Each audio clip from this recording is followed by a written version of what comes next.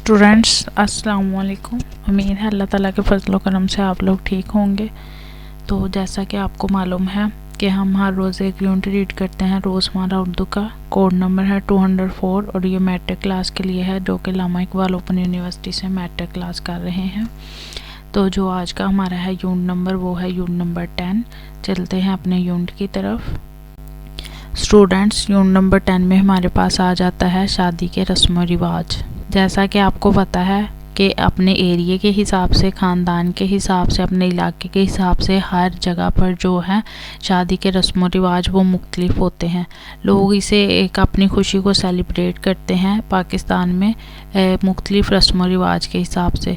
हर जो है ना एरिए के रस्म व रिवाज वो मुख्तलिफ होते हैं। इसके ज़रिए वो अपनी खुशियों को सेलिब्रेट करते हैं और अपनी खुशियों में इजाफ़ा करते हैं इन रस्मात को सर अंजाम दे के। स्टूडेंट्स, हम ये रीडिंग कर लेते हैं पाकिस्तान में रस्म रिवाज, ताकि हमें पता चल सके पाकिस्तान में मुख्तलिफ़ इलाकों में कौन कौन से रस्म रिवाज होते हैं। दुनिया की हर कौम अपनी बात खसूसियात की वजह से दूसरी कौम से मुख्तलिफ और मुमताज़ होती है। बनी नूं इंसान की हैसियत से हर किसी मुकाम बराबर है, लेकिन ज़ुबान, रहन सहन, लिबास, खुराक और रस्म रिवाज से कौमों की इज्तिमाई ज़िंदगी की शनाख्त होती है और तर्ज़ हयात की नुमाइंदगी होती है। पाकिस्तान में अपनी मखसूस और मुफरिद तहज़ीब और सकाफ़त है। पाकिस्तान के 4 सूबों और शुमाली इलाका जात में मुख्तलिफ़ किस्म के सकाफ़ती रंग दिखाई देते हैं और इन सब रंगों की आमोज़िश से हमारी कौमी सकाफ़त का रंग उभरता है। गोया हमारी कौम सकाफ़त एक रंगा रंग फूलों का हसीन गुलदस्ता है, जिसकी खुशबू और रंग अपनी आप मिसाल हैं। सकाफ़त बहैसियत मजमूई माशरे की सरगर्मियों के नाम है। ये हमारी तर्ज़ हयात की आक्सी करती है। हमारे मुल्क पाकिस्तान के तमाम इलाकों में रहने की बारी अक्सरियत का मज़हब एक है, अकायद एक ही, पहनने और ओढ़ने, खाने पीने और रस्म रिवाज के बुनियादी तस्वुरात एक हैं। मसलन सारे इलाकों के दूर दराज गाँव देहात में लड़कियाँ हया के इस्लामी तस्वर के मुताबिक दुपट्टा या चादर ओढ़ती हैं, अपनी पेंडोलियों को खुला नहीं रखती। लिबास ख्वाह किसी तर्ज का क्यों ना हो, ये एहतियात आपको यकसा तौर पर मिलेगी। गाँव देहात में लड़कियां खुशी के मौके पर अपनी बिलादरी में तो रक्स कर लेंगी और ढोलक पर गीत गाएंगी, लेकिन दूसरे देहात या चौपाल में ऐसा नहीं करेंगी। बुजुर्ग सामने आए तो सर ढांप लेंगी, अजान की आवाज़ कान में पड़ेगी तो चादर या दुपट्टा, अगर ढोलक गया तो सर पर ओढ़ लेंगी। ये हमारे तर्ज हयात की एक अमूमी झलक है। शादी के रस्म रिवाज भी हमारी सकाफ़त का हिस्सा है। इस यूनिट में आपको पाकिस्तान के मुख्तलिफ इलाकों में रस्म रिवाज का मुताला करने को मिलेगा। शादी दो अफराद और ख़ानदान के दरमियान नए ताल्लुक़ और बंधन के क़याम और इनके ऐलान का नाम है। यानी आपको पता है कुछ लोग तो अपनी फैमिली ही में शादी कर देते हैं, जिस तरह अपने कज़न्स वगैरह से हो जाती है उनकी शादी, लेकिन बाज़ जो होते हैं वो जो है अपने मतलब अगर नहीं है कोई रिश्ता अपने ख़ानदान में तो वो ख़ानदान से बाहर रिश्ता करते हैं। तो क्या हो जाता है, इस तरह लड़की वाले और लड़के वाले दोनों ख़ानदान का आपस में बंधन बांध जाता है, जिससे वो एक दूसरे को जानते पहचानते हैं। ठीक है, मज़हब और माशरे की तरफ से इसकी मकबूलियत का इजहार मुख्तलिफ रस्म रिवाज के ज़रिए किया जाता है, जिसमें मजहबी रस्मात को और ज़्यादा अहमियत हासिल है।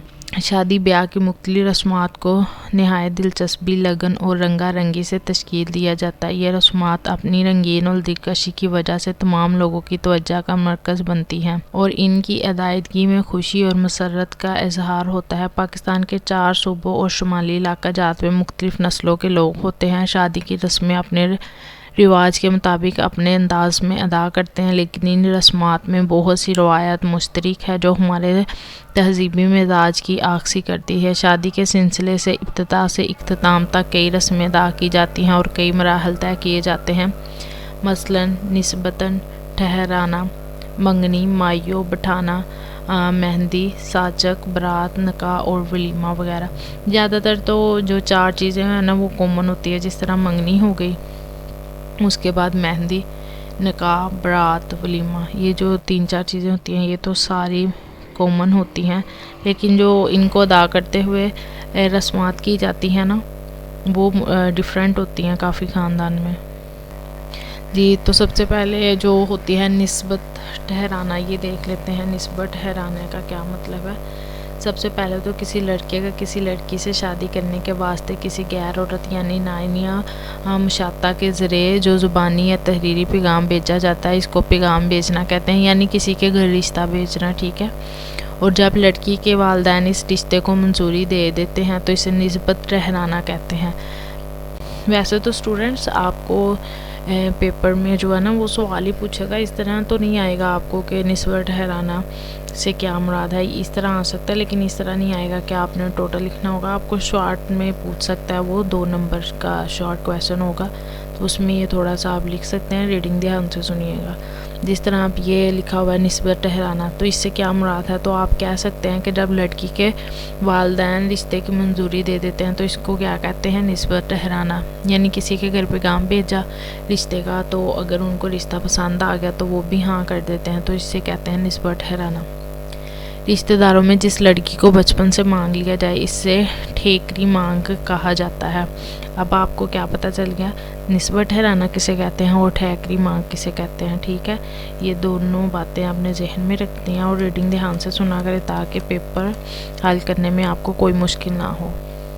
اب سے 60-70 سال پہلے مسلم گھرانوں میں یہ دستور تھا کہ لڑکی کو لڑکے والوں سے چھپا دیا جاتا تھا، اس وجہ سے کہ لڑکے والے مشاطہ یا نائن کے ذریعے لڑکی کی شکل، صورت، رنگ و روپ اور عمر وغیرہ معلوم کروا لیتے تھے، لیکن اب لڑکے کے خاندان کی خواتین لڑکی کے گھر آتی ہیں اور کسی نہ کسی بہانے سے لڑکی کو دیکھ لیتی ہیں۔ البتہ قریبی رشتہ داروں میں چونکہ سب ایک دوسرے کی شکل و صورت، اعداد اتوار سے واقف ہوتے ہیں، اس لیے اس کو کسی کے ذریعے پیغام بھیجنے کی ضرورت نہیں ہوتی۔ آج کل مشاطہ یا نائن کا طریقہ متروک ہوتا جا رہا ہے، تاہم پاکستان میں اب بھی غیر خاندانوں میں رشتہ کرنے کے لیے نائن کی ضرورت پڑتی ہے، جسے ہم کہتے ہیں رشتہ کروانے والی، اسے کہتے ہیں نائن، ٹھیک ہے۔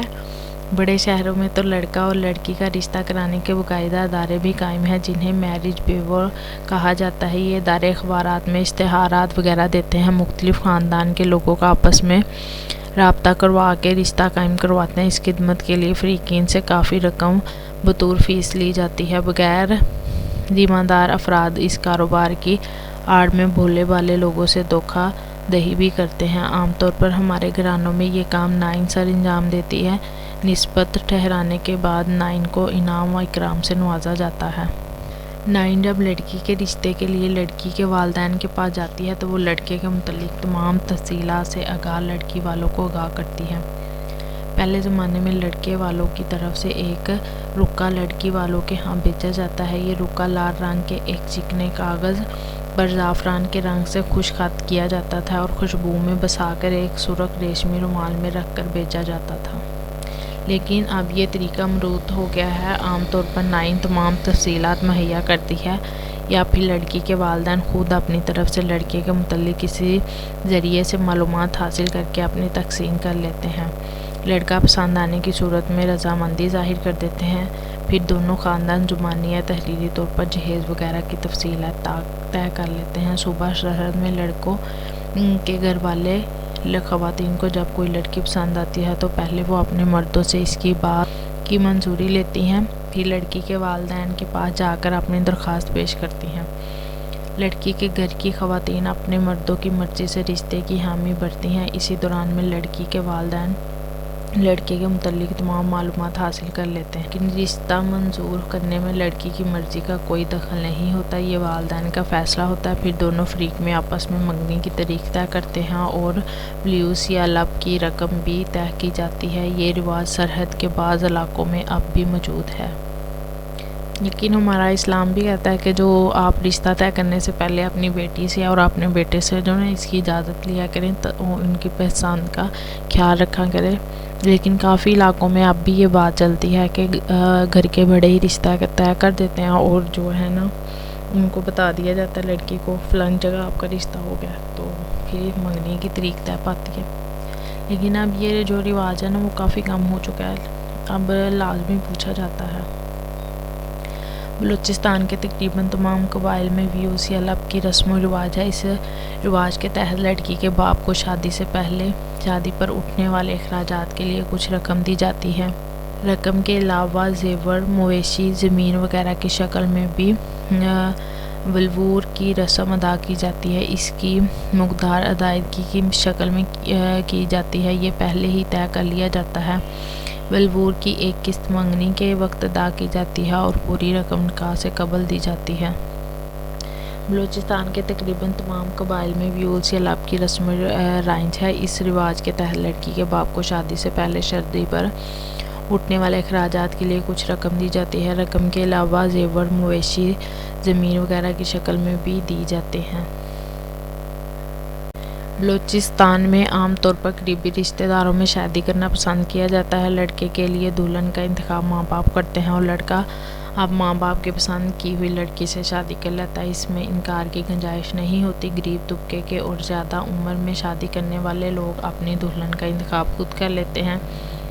لڑکی کو پسند کرنے کے لیے سب سے پہلے ایک بزرگ رشتہ دار عورت لڑکی کے گھر جاتی ہے اور لڑکی کی شکل اور تمام حالات کے بارے میں اطمینان کر کے اپنی رائے کا اظہار کرتی ہے۔ لڑکی کو پسند کر لینے کے بعد لڑکے کا باپ اپنے چند قریبی رشتہ داروں کے ساتھ لڑکی کے والدین کے پاس جاتا ہے۔ جو لوگ لڑکے کے باپ کے ساتھ جاتے ہیں وہ اس امر کی تصدیق کرتے ہیں کہ لڑکا خود شریف، محنتی اور اچھی عادات اطوار کا مالک ہے۔ جب لڑکی کا باپ رشتہ کرنے پر رضامند ہو جاتا ہے تو ولور کا فیصلہ ہوتا ہے اور یہ طے کیا جاتا ہے کہ اس کا کتنا حصہ نقد رقم اور کتنا دیگر اشیاء پر مشتمل ہوگا، نیز لڑکی کو کتنے تحفے جہیز دے گا۔ بعض اوقات تحفوں کی رقم ولور کی رقم سے کم کر دی جاتی ہے اور باپ لڑکے کے تحفہ نہیں دیتا۔ پاکستان کے شمالی علاقوں میں بلبستان ایک خوبصورت وادی ہے۔ بلبستانی یا بلبتی لوگوں کے ہاں دستور یہ ہے کہ وہ قریبی رشتہ داروں میں شادی کرنا پسند کرتے ہیں تاکہ تعلقات مضبوط اور مستحکم ہوں۔ رشتے کی بات چیت عام طور پر لڑکے والوں کی طرف سے شروع کی جاتی ہے۔ لڑکے کے والدین کو مذہبی عالم سے نیک دن اور ساعت معلوم کر کے رشتے کا پیغام پہنچایا جاتا ہے اور رشتے کی بار بار خواہش کرتے ہیں۔ اس مقصد کے لیے گاؤں کے ایک معزز اور باسوق شخص کو حلیفیہ یعنی رابطہ کار بنا کر لڑکی کے والدین کے پاس شادی کی تجویز کے ساتھ بھیجا جاتا ہے۔ وہ شخص لڑکی والوں کے جواب کے انتظار میں کئی دن ٹھہرتا ہے۔ لڑکی کے والدین اپنے عزیز اور رشتہ داروں سے مشورہ کر کے رشتے کی رضامندی ظاہر کرتے ہیں۔ تجویز منظور ہونے کے بعد حلیفہ یہ خوشخبری لڑکے کے والدین تک پہنچاتا ہے اور پھر شادی کی باقاعدہ تیاریاں شروع ہو جاتی ہیں۔ شمالی علاقے میں ہنسا بھی نہایت خوبصورت علاقہ ہے۔ یہ ریاست ہنسا میں قدیم زمانے میں شادیوں کے دن مخصوص تھے۔ سال کے اختتام پر دسمبر کی 15 سے 20 تاریخ میں سارے علاقے میں شادیاں کرنے کا دستور تھا، لیکن اب یہ تصور بدل چکا ہے۔ جب کوئی شخص کسی لڑکی سے شادی کرنا چاہتا ہے تو کسی عزیز کے ذریعے لڑکی کے والدین سے بات چیت ہوتی ہے۔ منظوری کے بعد ایک دن داغ خوانی کی ہوتی ہے جس دن لڑکے کے والدین کی طرف سے لڑکی کے لیے کچھ کپڑے بھیجے جاتے ہیں اور پھر شادی کی تاریخ مقرر کی جاتی ہے۔ سندھ میں لڑکے کے گھر کی خواتین لڑکے کے گھر رشتہ طلب کرنے کے لیے جاتی ہیں۔ اگر لڑکی کے والدین راضی ہو جاتے ہیں تو پیغام لانے والی خواتین کو شکر دیتے ہیں۔ شکر اس کو پادری یا رضامندی کہا جاتا ہے۔ پھر مقررہ دن کے لڑکے اور لڑکی کے گھر جاتے ہیں اور یہاں ان کو دودھ کا شربت پلایا جاتا ہے۔ اس کو کھیر پلانا کہتے ہیں، یعنی نسبت پکی ہو گئی۔ لڑکے کے والدین شربت کے برتن میں روپے ڈالتے ہیں چونکہ لڑکی کو دیے جاتے ہیں۔ چترال میں لڑکا لڑکی کی نسبت ان کی اپنی پسند پر موقوف ہے، چنانچہ عام دستور ہے کہ جب کوئی لڑکا سیاںا ہو جاتا ہے اور کسی لڑکی کو اپنے لیے پسند کر لیتا ہے تو وہ لمبے لمبے بال رکھتا ہے اور بناؤ سنگار کر کے میدان میں چنگان بازی کرتا ہے اور اپنے اس ہنر کی شہرت اپنی پسند کی لڑکی کے کانوں تک پہنچاتا ہے۔ دور دور کے پہاڑوں سے جانوروں کا شکار کر کے اس کے گھر بھیجتا ہے، کبھی کبھی مصری یا لونگ اس کے گھر بھیجتا ہے۔ یہ اشیاء یہاں کی خواتین کے لیے بہت بڑی نعمت کی حیثیت رکھتی ہیں۔ تو ان دونوں کے والدین ذرائع ان کی نسبت اقرار پائی جاتی ہے۔ لڑکا بھی لڑکی کے بارے میں اس امر کی تسلی کر لیتا ہے کہ وہ سینہ پرونا جانتی ہے۔ ویسے بچپن کی شادی کا بھی یہی عام رواج ہے۔ پاکستان کے مختلف علاقوں میں نسبت ٹھہرانے یا رشتے کی منظوری کے سلسلے میں جو باتیں مشترک ہیں وہ یہ ہیں۔ رشتے کی بات چیت کی ابتدا لڑکے والوں کی طرف سے ہوتی ہے۔ رشتے والدین کی رضامندی سے طے پاتے ہیں۔ بات پکی کرنے سے پہلے دونوں فریقین لڑکا اور لڑکی کے بارے میں اطمینان کر لیتے ہیں۔ رشتے کی بات چیت کے لیے عام طور پر نائن یا کسی بزرگ شخص کی خدمت حاصل کی جاتی ہے۔ رشتے کی رضامندی کے بعد منگنی کی تاریخ مقرر کی جاتی ہے۔ یہ تمام امور ہیں جن کو پورا کرنے کے بعد کسی لڑکے اور لڑکی کی نسبت پکی ہو جاتی ہے اور منگنی کی تاریخ مقرر کی جاتی ہے۔ منگنی بات طے کرنے کے بعد جو سلسلہ چلتا ہے وہ چلتا ہے جی منگنی کا۔ جب بات پکی ہوتی ہے تب بھی منگنی کی ڈیٹ جو ہے وہ مقرر کر لی جاتی ہے۔ اس کے بعد جی منگنی کی بات چیت کی جاتی ہے۔ عام طور پر بات چیت طے پانے کے بعد رشتہ داروں اور عزیزوں میں رشتہ منظور ہونے اور بات پکی ہونے کا رسمی اعلان کرنے کے لیے منگنی کی رسم ادا کی جاتی ہے۔ اس رسم میں لڑکے والوں کی طرف سے گھر والوں کے علاوہ رشتہ دار خواتین لڑکی کے گھر جاتی ہیں۔ اصل میں یہ ترکیب خواتین کی ہے، اس میں مرد بہت کم شرکت کرتے ہیں۔ پہلے زمانے میں لڑکا اپنے گھر میں ہی رہتا تھا، لیکن اب بعض امیر، جدید، تعلیم یافتہ اور آزاد خیال شہری گھرانوں میں لڑکے کو بھی مدعو کی جاتی ہے۔ لڑکے والے اپنے ہموار اپنی حیثیت کے مطابق مٹھائی، پھولوں کا گہنا یا گوٹے کناری کے ہار، دلہن کے لیے سرخ ریشمی جوڑا، سونے کی گھنٹی اور بعض دفعہ سونے کا ایک آدھا زیور بھی خوانوں میں سجا کر لاتے ہیں۔ لڑکے والے جب ان تمام اشیاء کے خوان لڑکی والے کے گھر آتے ہیں تو ان کا بڑا پرتکاب استقبال کیا جاتا ہے۔ لڑکے والوں کو پھولوں کے ہار پہنائے جاتے ہیں اور پھولوں کی پتیاں نچھاور کی جاتی ہیں۔ انہیں بڑے عزت احترام سے زناخ خانے میں لایا جاتا ہے۔ محفل کی رونق اور خوشی کو دوبالا کرنے کے لیے بعض گھرانوں میں لڑکیاں اور خواتین بعض جگہ ڈھومنیاں روایتی گیتوں سے زائرین کو محظوظ کرتی ہیں۔ خوشی اور مبارکبادی کے ان گیتوں کے درمیان زنان خانے اور مردانے میں منگنی کی رسم ادا کی جاتی ہے۔ آج کل تعلیم یافتہ گہری گھرانوں میں یہ رسم ایک جگہ یعنی دلہن کے گھر میں ہی پوری کی جاتی ہے۔ رسم کی ابتدا میں دلہن کو اپنے ہی گھر کے بڑھیا ریشمی جوڑے میں محفل میں لایا جاتا ہے۔ دلہن اپنی بہنوں اور سہیلیوں کا سہارا لیے لجاتی شرماتی گھونگھٹ کاڑھے خرما محفل میں آتی ہے۔ اس وقت قدم قدم پر اللہ آمین اور نظر بد سے بچانے کی دعائیں بلند ہوتی ہیں۔ دلہن کو ایک گاؤں تکیے کے سہارے مسند پر بٹھایا جاتا ہے۔ اب دولہے کی والدہ یا بہنیں دلہن کا گھونگھٹ اٹھا کر سب سے پہلے پھولوں کا گہنا پہناتی ہیں۔ اس کے بعد دولہے کی والدہ دلہن کو انگوٹھی پہناتی ہے۔ مردانوں میں بھی گل پوشی کے بعد دولہے کو دلہن کے والد یا بزرگ انگوٹھی پہناتے ہیں۔ اگر ترکیب ایک جگہ ہو رہی ہو تو پہلے دن کو انگوٹھی پہنائی جاتی ہے، پھر دلہن کی والدہ لڑکے کو انگوٹھی پہناتی ہے۔ اس رسم کی ادائیگی کے بعد مبارکباد کی صدائیں گونجتی ہیں، فریقین کو مبارکباد دی جاتی ہے، مٹھائی، پھل اور مشروبات سے تمام مہمانوں کی خاطر تواضع کی جاتی ہے۔ تمام رشتہ داروں، خواتین، دولہا دلہن کو حسب توفیق رہنمائی کی رقم دیتے ہیں۔ شہری علاقوں میں اور خصوصاً امیر اور تعلیم یافتہ گھرانوں میں اس رسم کی پوری فلم تیار کی جاتی ہے۔ دلہن کو اس کے والدین عزیز کے ساتھ تصویریں لی جاتی ہیں۔ یہ ترکیب نہایت ہی شان و شوکت سے کی جاتی ہے۔ لڑکا والوں کی طرف سے جو مٹھائی اور پھل آتے ہیں ان کے بدلے میں مٹھائی اور پھل لڑکے والوں کے ساتھ دیے جاتے ہیں تاکہ دونوں خاندان کے عزیز اور رشتہ داروں میں تقسیم کیے جا سکتے۔ شروع سے آخر تک منگنی کی ترکیب نہایت ہی اہتمام سے لڑکی والوں کے گھر منعقد ہوتی۔ اسٹوڈینٹس نیکسٹ ہمارے پاس آ جاتا ہے کہ سندھ میں کیسے رسم ادا کی جاتی ہے منگنی کی، بلوچستان میں کیسے کی جاتی ہے۔ منگنی کی رسم تو وہی ہوتی ہے کہ رنگ پہنائی جاتی ہے، تو کچھ جو ہے نا وہ کپڑے لے کے جائے جاتے ہیں۔ یہ ہے سیم ہی ہے، بس اس میں تھوڑا تھوڑا اپنے علاقے کے لحاظ سے اپنے صوبے کے لحاظ میں چینجنگ کی جاتی ہے، ٹھیک ہے۔ تو یہ تھوڑی سی ہم اور ریڈنگ کر لیتے ہیں۔ سندھ میں منگنی کو منگڑو کہتے ہیں۔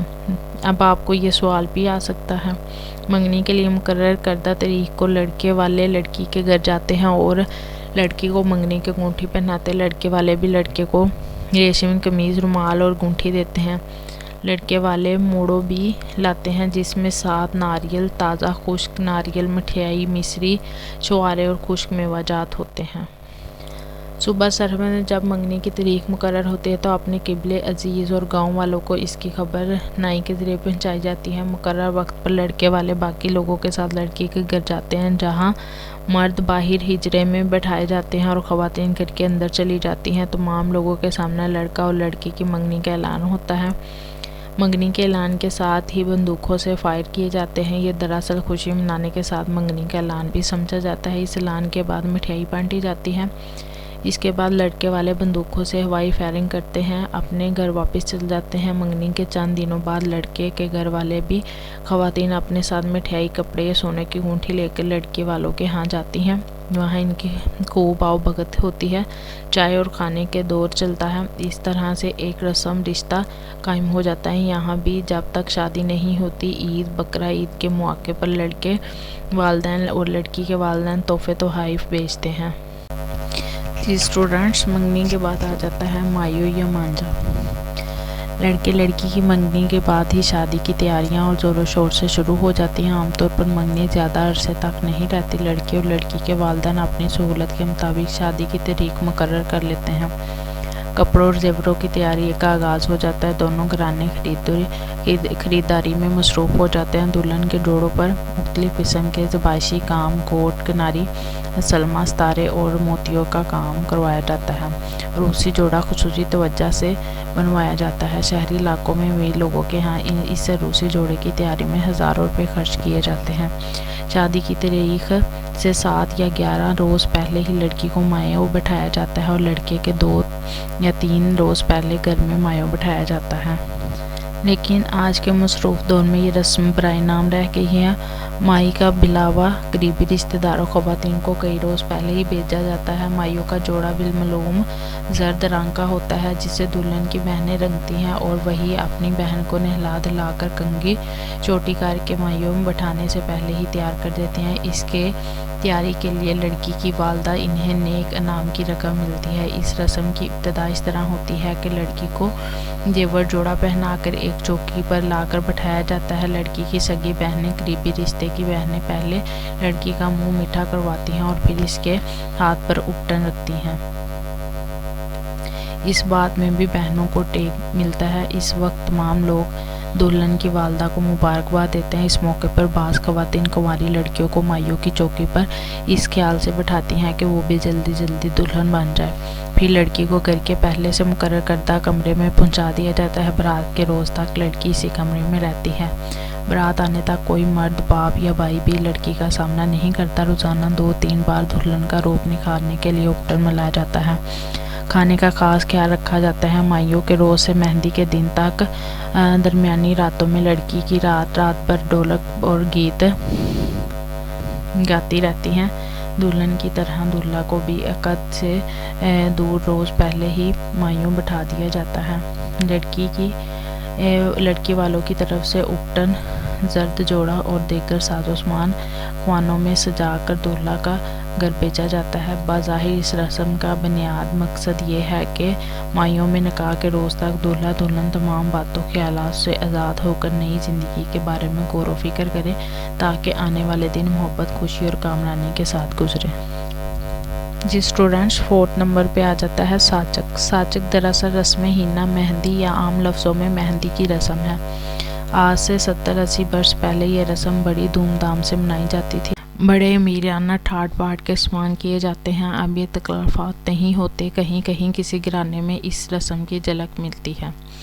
اس رسم میں لڑکے والوں کی طرف سے خواتین چند مردوں کے ہموار بھری کا سامان اور دیگر اشیاء سجا کر بڑے اہتمام سے اپنی اپنی حیثیت کے مطابق دلہن کے گھر لاتی ہیں۔ اس میں سہاگ پڑا، کنگھی، عطر سہاگ، عطر موتیا، میسی شربت، خشک مہندی، نقل، میوہ جات، بری کے جوڑے، تمام زیور، پھولوں کا گہنا وغیرہ ہوتا ہے۔ صرف نتھ رکھ لی جاتی ہے تاکہ ساس ولیمے والے دن دلہن کو پہنائے۔ ساچک لے کر جب لڑکی والوں کے گھر پہنچتے ہیں تو ان کا نہایت عزت احترام سے استقبال کیا جاتا ہے۔ خواتین کو پھولوں کا ہار پہنا کر ان کی پیشوائی کی جاتی ہے۔ محفل میں لڑکی گھونگھٹ نکالے بیٹھی رہتی ہے۔ لڑکی کا گھونگھٹ اٹھا کر دولہے کی بہن پھولوں کا گہنا پہناتی ہے۔ بعض دولہے کی والدہ چڑھاوے کے زیورات بھی دلہن کو پہنا دیتی ہے۔ چڑھاوا چڑھانے کے بعد دلہن کی بھلائی لی جاتی ہے۔ ڈومنیاں شادیانے اور مبارکبادی کے گیت گاتی ہیں۔ سمندنیں بڑی فراخ دلی سے دلہن پر سے رقم نشاور کرتی ہیں۔ سمندیوں کی خوب خاطر مدارت کی جاتی ہے اور رات گہ تک محفل میں یہ گہما گہمی جاری رہتی ہے۔ آج کل ساچک کی رسم دلہن کے گھر میں پوری ہونے کے بعد اسی راتوں رات یہ دلہن والوں کی طرف سے دلہا کو برات کا جوڑا، مہندی اور انگوٹھی وغیرہ مٹھائی کے ساتھ بھجوا دیتے ہیں۔ دوسرے روز عقد قرار پاتا ہے، لیکن پاکستان کے اکثر گھرانوں میں ساچک بیچنے کی بجائے مہندی بھیجی جاتی ہے اور دوسرے دن برات کے ساتھ ہی بری روانہ کی جاتی ہے۔ ساچک دراصل بری اور مہندی کی ایک ساتھ لے جانے کی رسم ہے۔ جی نیکسٹ آ جاتا ہے ہمارے پاس مہندی۔ عام طور پر شادی کے 1 یا 2 دن پہلے مہندی کی رسم دلہا اور دلہن والوں کی طرف سے پوری کی جاتی ہے۔ آج کل مہندی کی رسم دونوں فریقین کی طرف سے بڑی دھوم دھام سے ادا کی جاتی ہے۔